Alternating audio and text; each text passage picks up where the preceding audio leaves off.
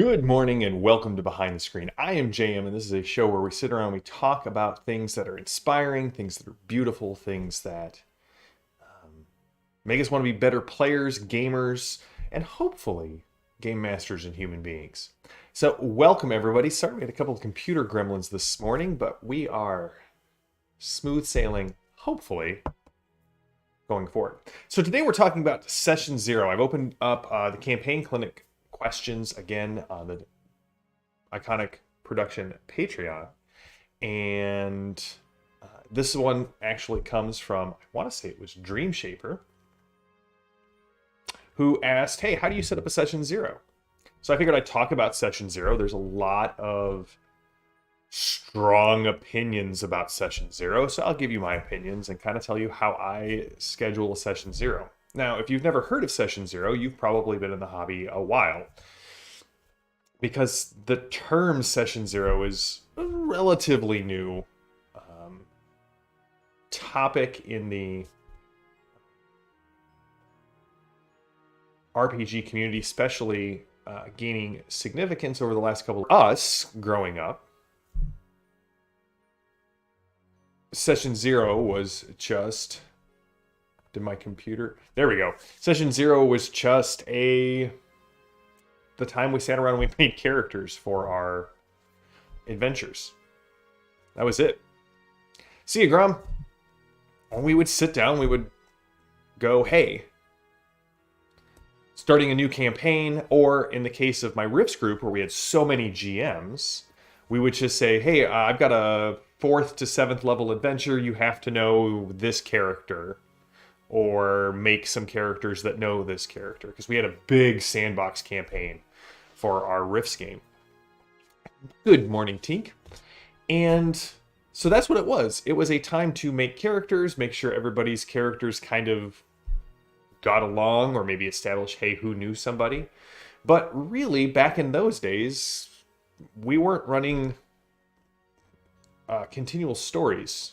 And we'll talk about storytelling next week.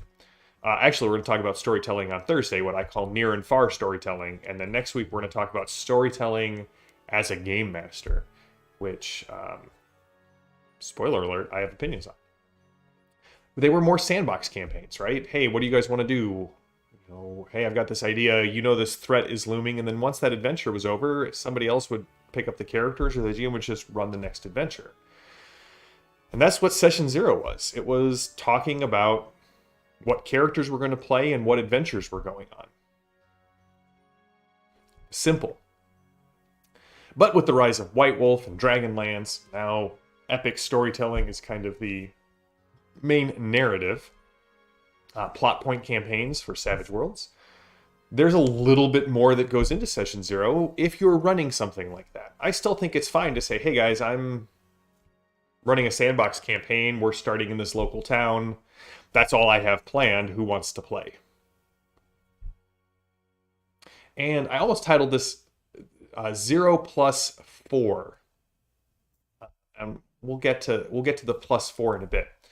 But also Session 0 is the time to figure out who's going to play in the campaign. And this may be controversial, but not every game that you run has to be for the same group, and not every game you're playing in, the next game has to be for you.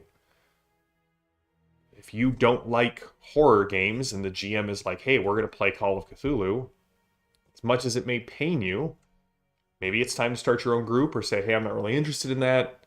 I'll catch you guys on the next one. But groups can grow and shrink. They can absorb new members. They can have other members kind of fall away. And that's okay. I know most of us play with our friends, so it can feel like you're excluding somebody. But I think there's two ways to look at this, and this ties into kind of the next piece of Session 0. A lot of people are kind of telling the community that, hey, when you do Session 0, you have to establish lines and veils, X cards, all of these other what they call safety tools. And at a convention game, I can understand the usefulness of safety tools. You're playing with a group of people you don't know. But if you're playing with your friends, you guys should know generally what people like and dislike.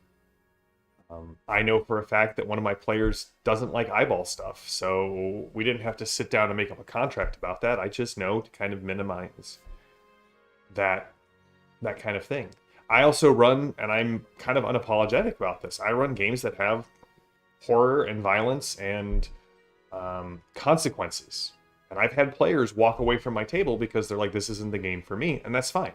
I don't take offense. I know that my game isn't for everybody, and that just like games that my friends run aren't for me. There's some of my friends who run amazing games, but they're not systems or genres that I'm interested in. And so I just am like, no, that I would rather that spot go to somebody who really wants to invest in that game than play in a game where I'm the lead weight kind of pulling the GM and the rest of the group back, if that makes sense. But I do have other rules, like I'm never going to have violence against children in my games. When I run modern day horror, I kind of say, hey guys, just so you guys know, here's kind of the stuff that will come up, and if you don't want to play, that's okay. These are the things to establish either in session 0 or session -1 when you're putting together your group. Your players don't want to play in it, that's fine. Either A, you find new players, or B, you switch your campaign. It's the way of the world. It's the polite thing to do. It allows the GM and those excited about the game to really get invested in and push the pedal to the floor for their game. And if you're not interested, that's fine. If you can swallow what the GM is proposing, what the rest of the players are proposing, and kind of keep your objections down, that's fine. Like, playing it. But if you feel like you just can't play in this game, recuse yourself. I think recusing yourself is a much better practice than holding the rest of the table hostage to your demands. Things that I don't like playing in.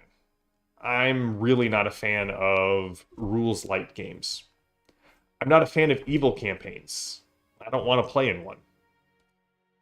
I've played evil characters, and yeah, they can be fun, but an entirely evil campaign is just not something that I'm interested in. The closest I'll get is necessary evil, because most of those characters actually turn out to be heroic. I'm not a huge modern day role player.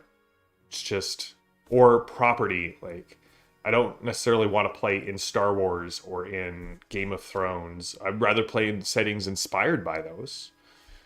But when it comes to big properties,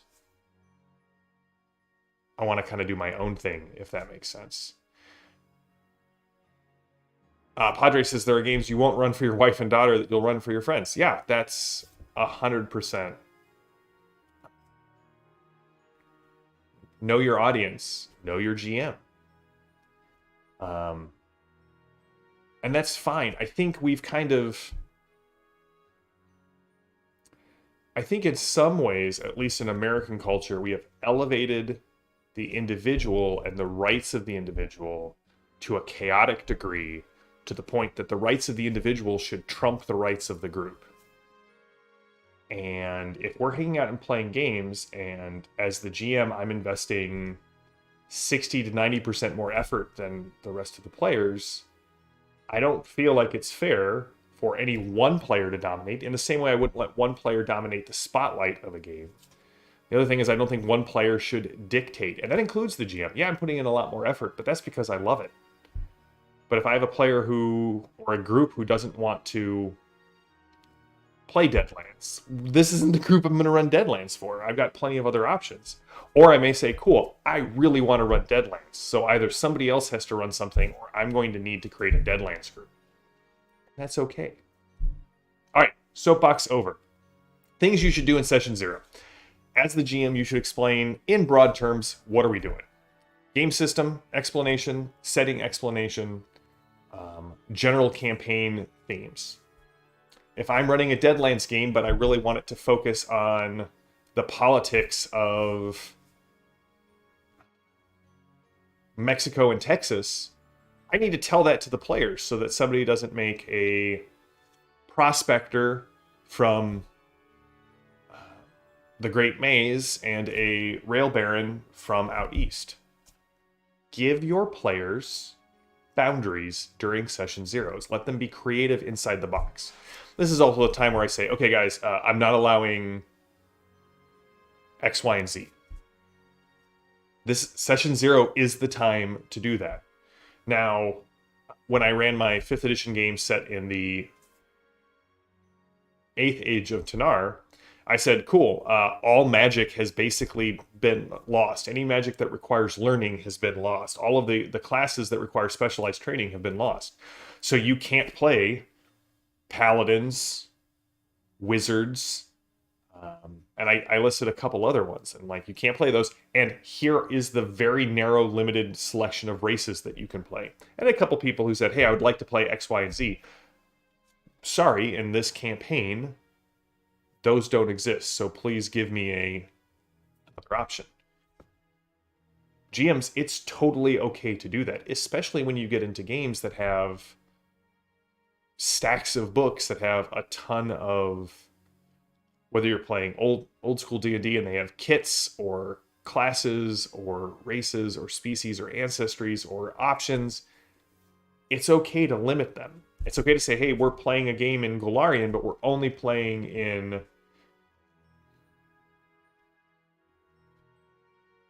the River Kingdoms, so you have to be from the River Kingdoms. And we'll talk a little bit about this when we get into near and far storytelling on Thursday, but it allows your players to latch on to something. It allows them to have boundaries to be creative in. So, setting rules, explanations, things that you're going to exclude, things that you're going to include, like house rules or custom classes, species, that sort of thing. That should all be covered in session 0.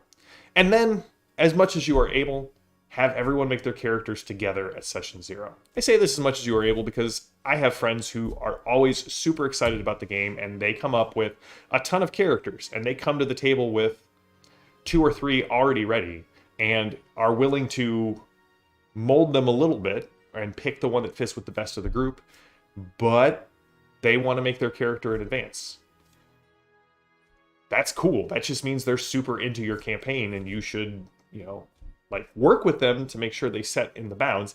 If you have players like this, give them all of that setting system and restrictions in advance. I'm looking right at Mark, because Mark loves making his characters, and so I'm always like, all right, Mark, here's your limits, come to the table ready. And the best thing about players like Mark is they're usually there to help other people make their characters because they're done, they've already gone through it. You don't have to be sorry. Ooh, Padre, you're running a Quest for Glory game? What system are you using for that? I loved Quest for Glory.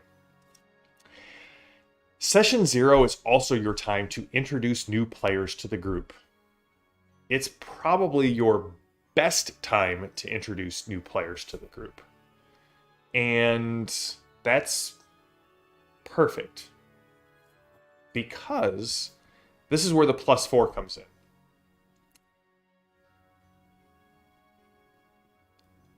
I have a rule when it comes to new players to my table. I tell my new players, hey, come play. We've got a little short 4 to 6 adventure arc that you can jump into. And we're going to play, if they're at session 0, we're going to play, this first adventure, and that's it. Because the idea being, if you're adding someone new to your table, I think personally you should set a limit on how long they're going to be there to start. Again, 4 to 6 sessions. And then I let the rest of the group know, hey, we've got till the end of this adventure to say this person is a good fit for the group or not. Because again, if I'm playing with a bunch of people who have come together and they've gelled well, I don't want to put a sticky wicket in the middle of that. Ooh, Savage Worlds, good choice, Padre. I'd love to see your write-up and your work on that. So I usually give people a limit. I say, hey, we're gonna do a short adventure, more than a one shot, not the full campaign.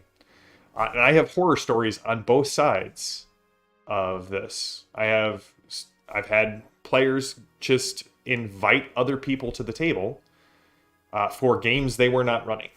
Like if it's not my game, that's fine. But for my table, I really am protective of that table. And so we had a guy who joined a group. My buddy Chris was running a game, and we were playing at a friend's house, and they were like, "Hey, my friend's joining." Just sprung it on us, and that was the worst player at the table. We all just they cheated, they spotlight hogged, and when it came time for me to run, it fell to me to be like, "Yeah, you're not playing in my next game," and I was able to do that. I think smoothly.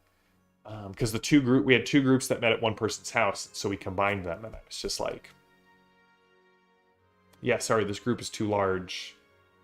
I can't have you join my table. I've had people who have made it to week 4 out of 4 and imploded and not get invited to the table. I've had many people who made it through the 4 weeks out to 6. Tink is the newest addition to my local game group, my online group. Actually, a lot of my my current group have been pulled into that. Yeah, that guy, Mark. Oh, you're bringing back memories. It was a 40. We were playing Star Wars Saga Edition, and I had my Jedi tuned. I knew how to play 3.5, so I always had the best attack modifier that you could possibly have. And the guy was like, I rolled a 40. I'm looking, I'm like, what do you have as a modifier? He's like, 14. I'm like, what plus 20 equals 14? Like what or equals 40? It was bad. It was a rough game. But yeah, I was just like, nope, I'm just not running for you. And here's the thing, that's okay. As the GM, we tend to run these games because we love these games, we love our friends, and we want to run something cool for them. And that's a very selfless act, but it's also can be a very burdensome act. And so things that can smooth the game out, I think you should be empowered to do. There are people who disagree with me online. People I enjoy who disagree with me online. Who's like, the GM should always say yes to the player and bend over backwards. I think, I'm going to be honest, I think that's maybe one of the reasons we're seeing this trend of GM burnout. Like, GMs are by nature kind of selfless people who buy all the stuff and want to do all of the things for the game. And so one more article or one more video saying, don't invest as much as you want, don't do all of these things, bend over backwards, and always say yes, that causes burnout. It sucks. GM Appreciation Day just passed. They do it at the beginning of March on right around Gary Gygax's birthday. So if you haven't, say thank you to your GM. Buy them a little present. Do something nice for them. Because for every session you sit down to play with them, I guarantee you they're putting 2 to 3 times the amount of effort into your campaign. Tink, what was your Dalton? Let me scroll back up here. All right, so John, how do you tamp down on the player who writes the 30-page backstory before they even start level 1 in your game? This is a good session 1. It's a good session 0 question, John. And don't worry, John, I've got your questions. Your questions will be later in the month that we're going to talk about on a campaign clinic. So I'm stealing this one from my AP English teacher from high school. I loved him. Can't remember his name, but just wonderful. He had a rule, and he explained it at the beginning of each semester. My buddy Jim got burned by it. He was like, listen, when I give you a paper, I will tell you what your minimum and your maximum page count is. If you go under your page count, I will deduct your grade. If you go over your page count, I will grade you based on where I stop reading. I may finish your paper, but if I say you have 11 pages to do this paper and you wrote 15 pages, I will give you a grade as if you stopped writing on page 11. And my buddy Jim didn't believe him and got like a D plus on his first paper with a ton of notes on how much the professor or the teacher loved the paper. But like, he didn't have a conclusion. He didn't have the third of his 3 points fleshed out because at page 11, that professor stopped reading. So I get that a lot of people love writing backstories, and that's cool. Like, I get it. Like, I am an author, so I get that. I am a player. I love that. But I think 2 things to keep in mind. 1, as a GM, give players the option to write a backstory, but put a limit on it. Say, I'm not going to read more than 1 page. If you're playing a game like Savage Worlds, make sure you say in that page, tie in your hindrances to your backstory. But say, I'm going to read a page. In fairness, I think as a GM, you should be allowed to give your players 1 page per player's worth of setting information that they have to read through. If they want you to read their backstory, they should have to read yours. But say, listen, I'm just going to read 1 page. That's it. So anything that's not on page 1 doesn't get worked into the campaign. Oh, I had a second point, but I think that just kind of was it. Just, give them the opportunity, but cut them off. If you want backstories, give something like that. Say no more than 1 page, but I'll give you an advancement. I'll give you some XP. I'll give you something to do this, to tie this in. Oh, that was the other thing is to remind the players that the story that you guys are crafting isn't what everyone brings to the table. The story is what happens at the table. So a massive backstory from a character may be fun for the player, but really isn't the point of what we're doing. We're not writing backstories. We're playing a game to tell the story going forward. So the player can have that backstory, but have them condense it down for you and say, here's what's important at the start of the campaign. Especially in games like Savage Worlds, where for a Benny, you can add a narrative bit. That evil half-brother that you wrote 2 pages of in your backstory, wait for a good moment to introduce him with a Benny.